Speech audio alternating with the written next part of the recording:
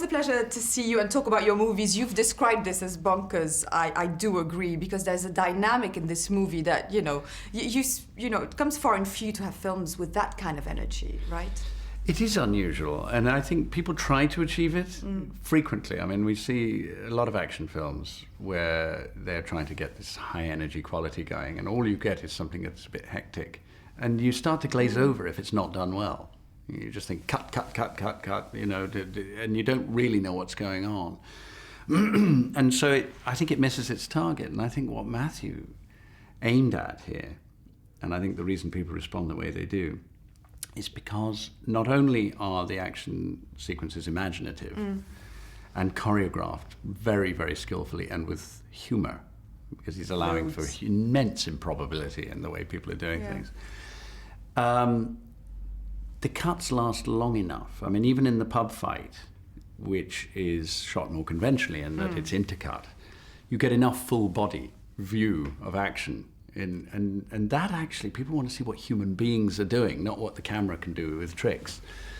And then in the big fight, it's one long, extended, single camera consecutive sequence. And so it's all just, what you're getting is what a person is physically doing, or 100 people are physically doing in a sequence.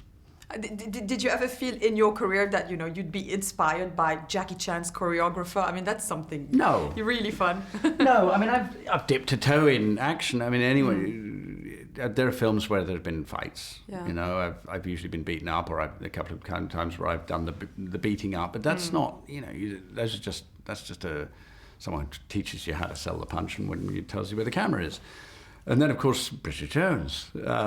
Which is what an unchoreographed fight looks like. And then I've done things with swords, but nothing on this scale.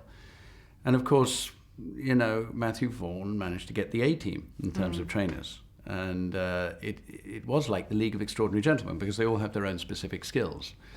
You know, there's Brad Allen, who's Jackie Chan's trainer, and Ruda Verba, who's I think 6 times world Thai boxing champion. My own trainer, Ed Chow, who coached the Olympic Taekwondo team. Damien Walters, who's the Olympic gymnastics gold medalist. So they all have these different skills. And then Rick English, who's the best stuntman you're ever going to find. And these guys were there, focused on me day after day after day, and you know, they had their work cut out for them. But if you're the focus of that and you persist, then results are going to kick in, and I ended up finding it exhilarating. Yeah, no, absolutely. Exhilarating as well, having achieved such an eclectic career. All the movies you mentioned are very different one from the other.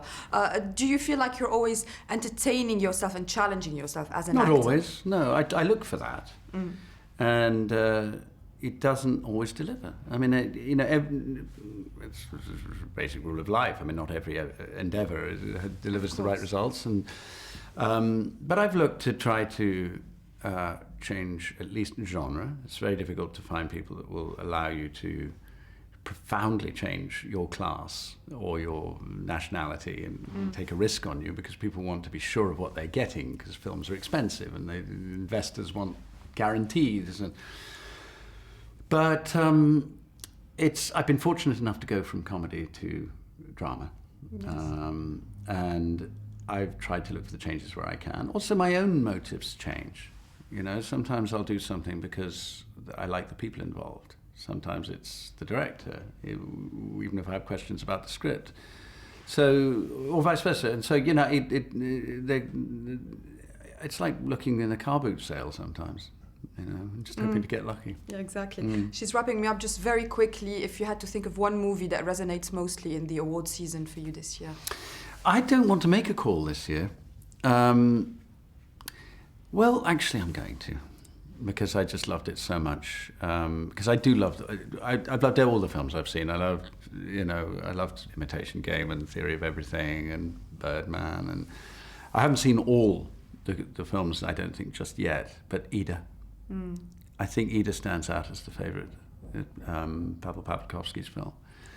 And I loved Leviathan too, but I think Ida is the one.